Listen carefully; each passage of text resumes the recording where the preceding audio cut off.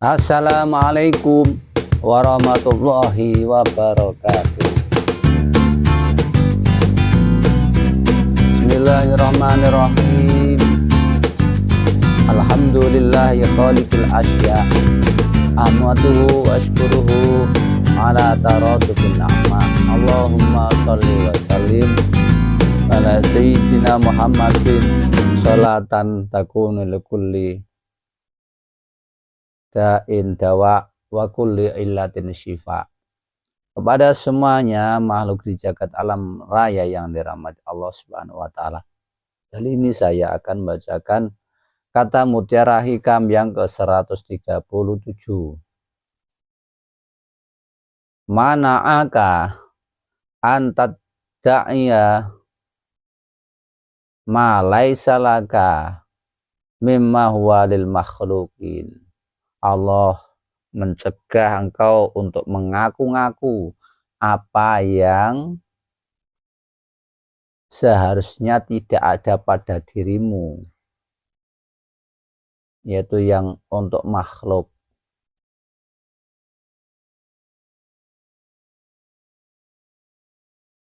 Afayubihu laka antadaiya was fahu wa huwa rabbul alamin.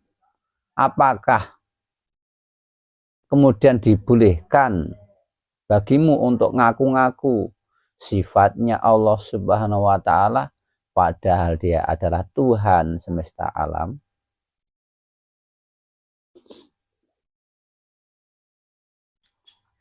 Tuhan Allah Subhanahu wa taala di dalam Al-Qur'an disebutkan wafil ardi ilah wafis sama'i ilah. Di langit ada Tuhan, di bumi ada Tuhan.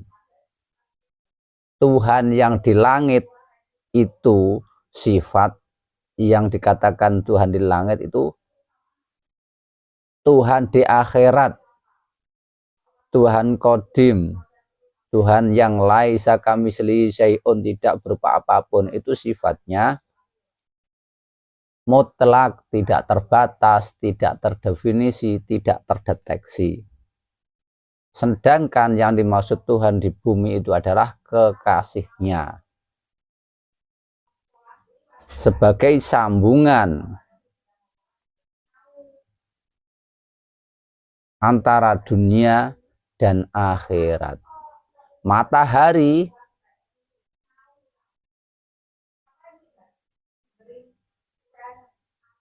sampai ke bumi, yang sampai ke bumi adalah sinarnya. Jadi yang di bumi, yang fil ardi ilah, yang dikatakan itu adalah sinarnya, nurnya. Nurnya mewujud kekasihnya di bumi ini untuk memberi petunjuk kepada manusia jalan menuju dia. Yang di bumi ini sifatnya fisiknya makhluk, tapi di balik itu ada sambungan dengan Khalik. Tetapi yang Khalik itu yang dikatakan dalam tersebut fis sama'i ilah itu, yang makhluk ini tidak boleh ngaku-ngaku sifatnya Khalik, karena Khalik ini sifatnya mutlak, dan yang makhluk di bumi itu bukan mutlak, tapi di belakangnya ada rohaninya, sambungan ke menuju mutlakannya. Tuhan yang di langit tidak suka untuk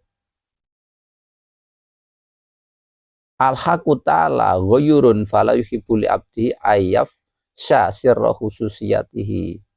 Tidak suka memperlihatkan rahasia kekhususannya, yang nggak mampu. Manusia tidak mampu menembus ke alam mutlak. Yang mampu menembus ke alam mutlak ya sistem mutlak itu sendiri. Manusia tidak mampu menuju ke matahari, akan terbakar. Yang bisa sampai ke matahari itu hanya cahayanya saja.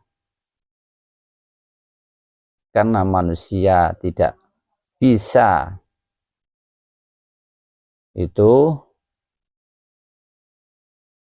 mengakui sifat kemutlakan Tuhan. Wala yarda li abdihi ayyusyarikahu fi awsafi rububiyatihi. Karena itu Tuhan tidak ridho jika hambanya mempunyai sifat-sifat ketuhanan yang seharusnya itu hanya milik Tuhan.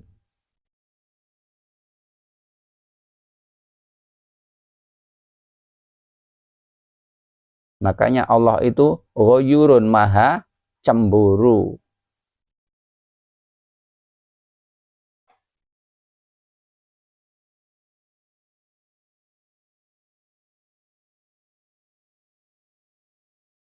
Jika tidak seperti itu, maka rahasia ketuhanan akan terhina kalau ada di hadapan makhluk. Maka yang di dunia ini sifatnya ya terdeteksi akal dan panca indera, yang Tuhan laisa kamitslihi syai'un, yang mutlak ya mutlak, tidak bisa terdeteksi akal dan panca indera. Karena jika tetap seperti itu akan terjadi hikmah-hikmah di balik itu. Karena itu di dalam Al-Quran dikatakan inna rabbaka hakimun alim, sungguhnya Tuhanmu itu maha bijaksana dan maha mengetahui.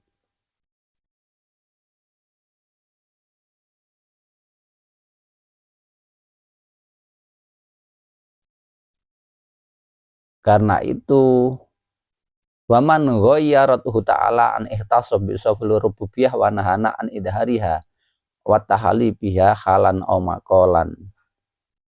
Dia sangat cemburu kita, makanya dilarang untuk secara nyata, secara perbuatan, secara ucapan untuk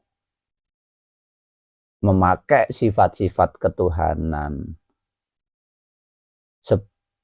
Kita harus tetap memakai sifat kehambaan, sifat ketuhanan seperti maha sombong, maha agung, maha besar, dan seterusnya. Itu sifat maha, sifatnya Allah yang bersifat mutlak. Manusia sifatnya hina, tidak mampu apa-apa, rendah, dan seterusnya. Karena itu di dalam hadis qudsi disebutkan Allahu tabaraka wa ta'ala al-kibriya'u ridai wal atmatu izari faman naza'ani wahidan minhuma qasamtuhu. Sombong itu selendangku, wal azmah keagungan itu izari,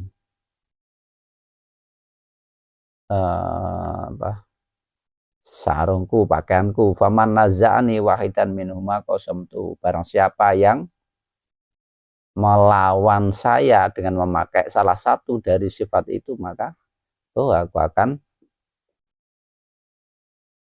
menghancurkannya.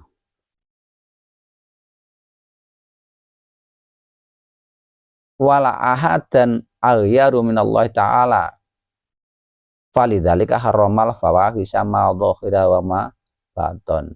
Dan tiada satupun yang lebih cemburu dari Allah Subhanahu wa ta'ala. Karena itu diharamkan fawahis ma dhahara minha wa ma baton, sifat-sifat yang keterlaluan, baik itu zahir atau batin.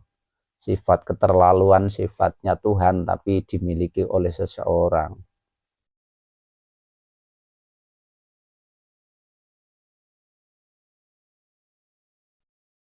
Dan tentu untuk menghilangkan sifat-sifat ketuhanan itu, sifat-sifat seperti itu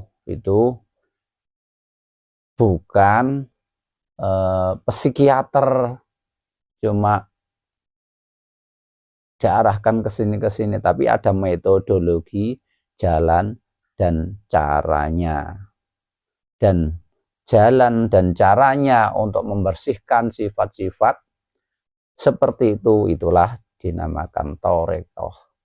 Langsung membersihkan sifat ke dalam hati.